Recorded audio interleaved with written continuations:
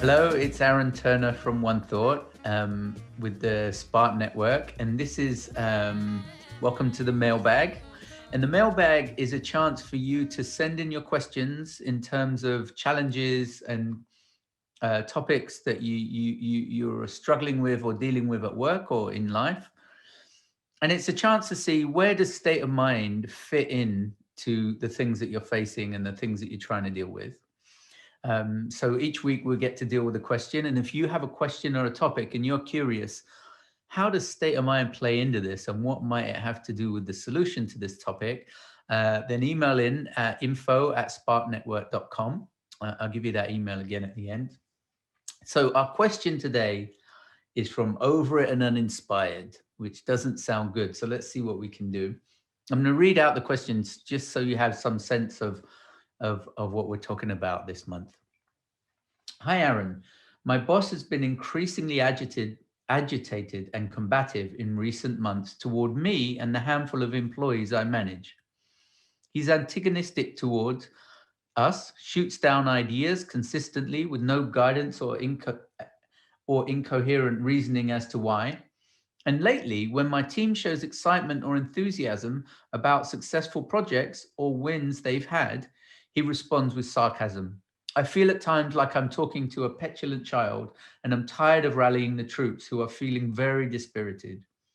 I want to confront him about morale being poor as a result of his behavior. I also know this is a bad idea, and my wife thinks I should just ride it out and dismiss this as a phase or a symptom of pandemic fatigue.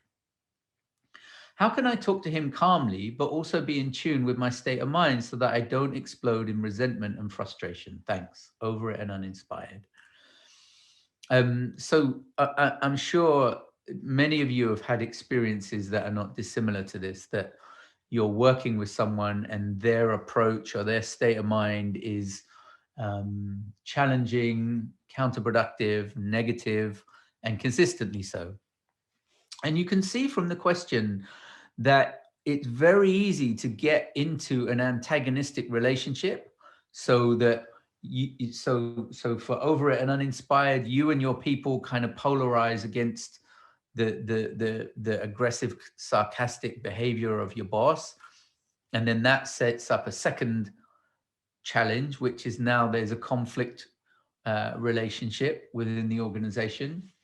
And it's also, as you hint, it's very easy to become kind of beleaguered and burnt out and challenged by that behavior. And what often happens is that you get more and more sensitive to it over time. And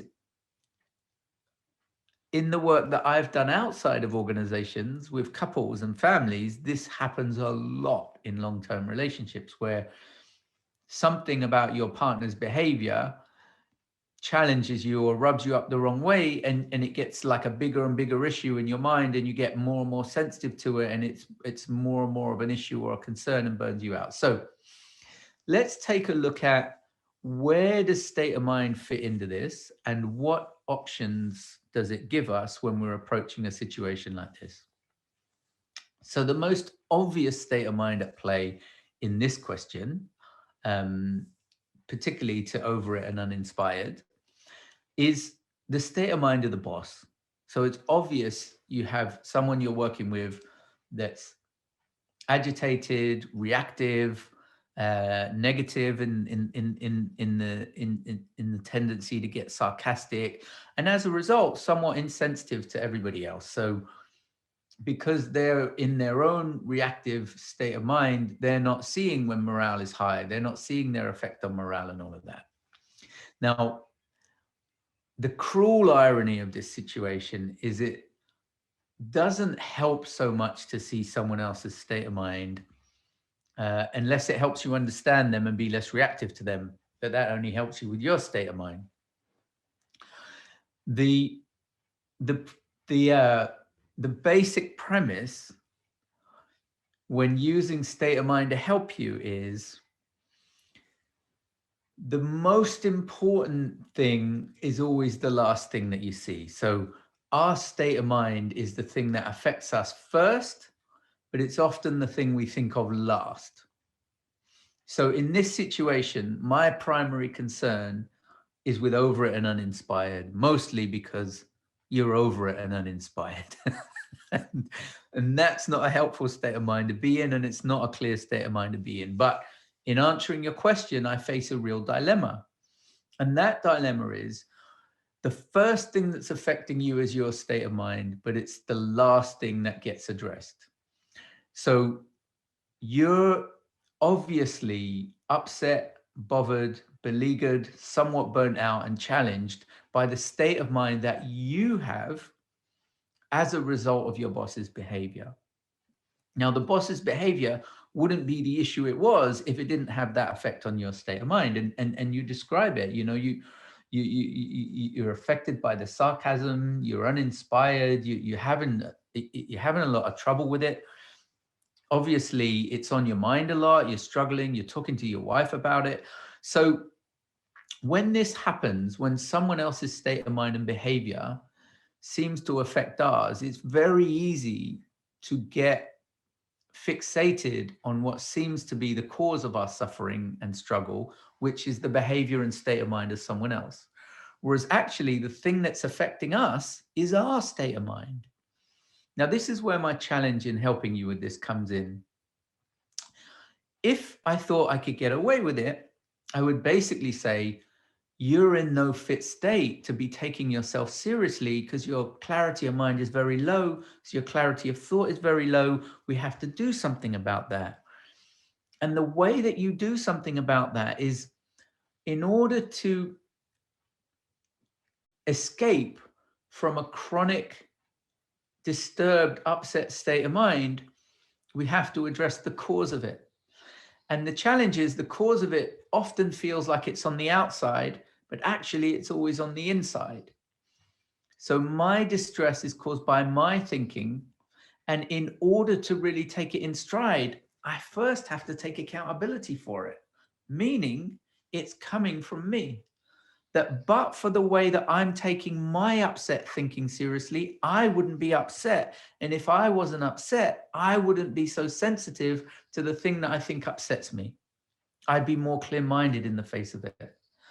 And the difficulty in trying to help you is, when we're upset, we're really reactive. So in my experience, if someone's really upset and they say, my boss is upsetting me, and I say, well, actually, good news, it's not your boss. It's actually your own thinking. The next thing they say is, to hell with you anyway, get me someone that understands me. Right? So in my desire to help, I fall at the first post and I get sent out of the room. I actually met with the head of a hospitality group who was suffering with the owners of the group and was complaining to me how, exactly this way, how negative, how unsupportive, how difficult they were to work with and what stress this was causing them. And I said, well, good news. Your distress is part of your state of mind. It's caused by you. You can get over it right now and you'll have a completely different experience of these people. I thought that was fantastic because it's like, problem solved. They thought it was horrible and they basically sent me packing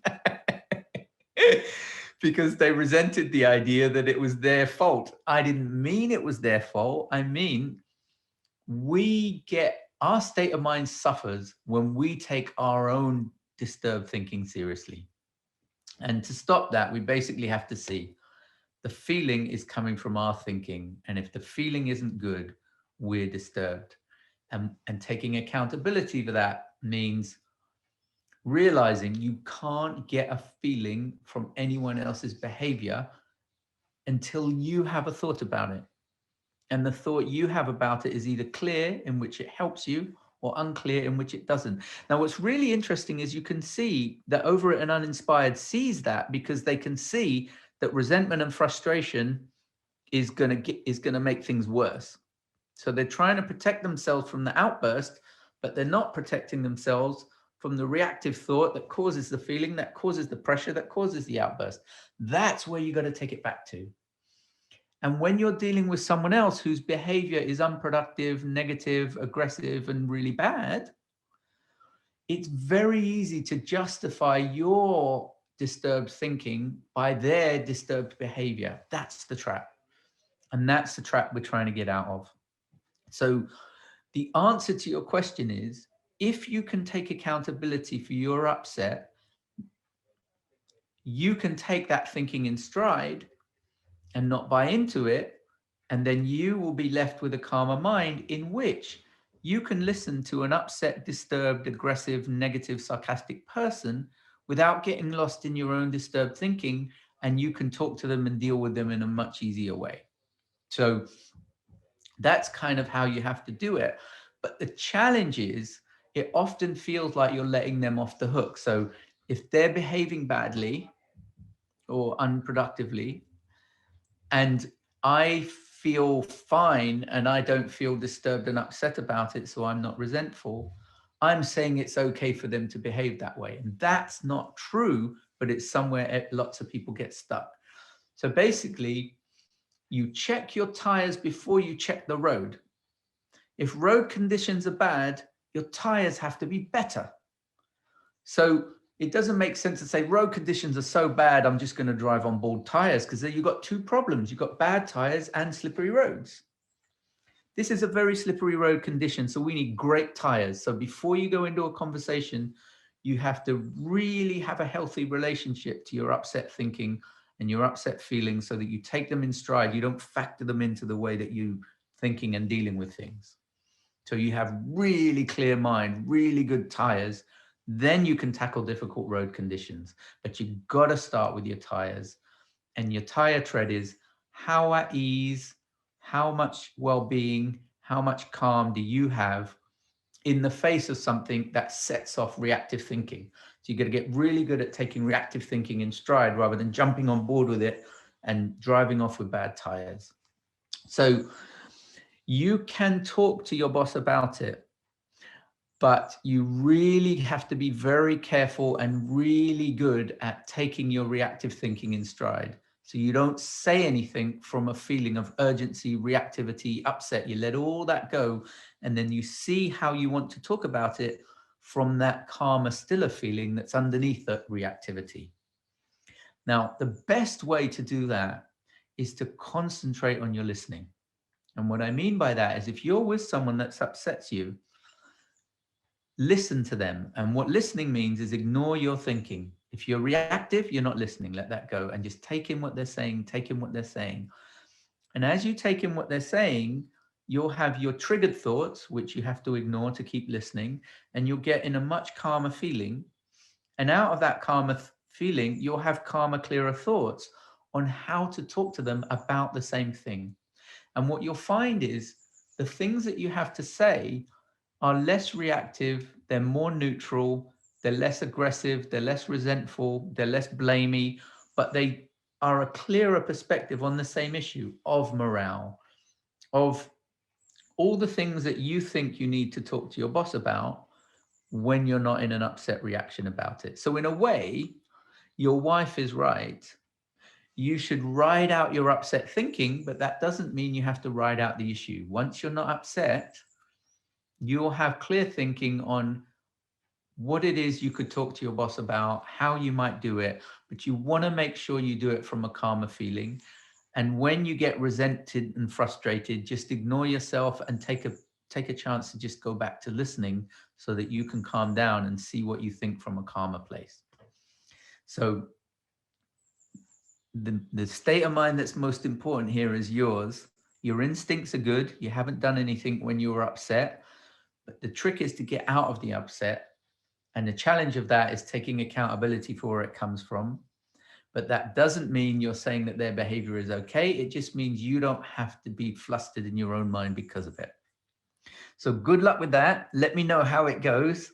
And maybe we can do a follow-up mailbag once you've had the conversation.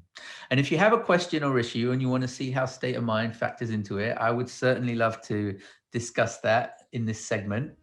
Email us at info@sparknetwork.com.